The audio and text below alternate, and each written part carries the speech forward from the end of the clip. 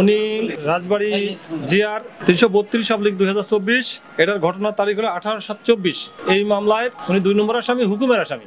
তার হুকুমে অন্যান্য আসামিরা আগ্নেয়াস্ত্র, দেশীয় অস্ত্র সহ বৈষম্য বিরোধী ছাত্র জনতার উপরে আক্রমণ করে, তাদের আহত করে, বোমা বিস্ফোরণ করে ভীতিকর পরিস্থিতি তৈরি করে। এই মামলায় তার বিরুদ্ধে সুনির্দিষ্টভাবে অভিযোগ আছে। এই কারণে তাকে রাজবাড়ীর বিজ্ঞ সদর আমলি আদালত তার জামিনের আবেদন নামঞ্জুর করেছেন।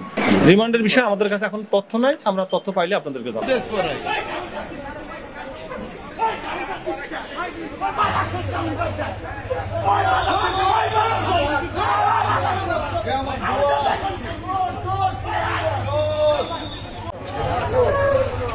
চলবো রে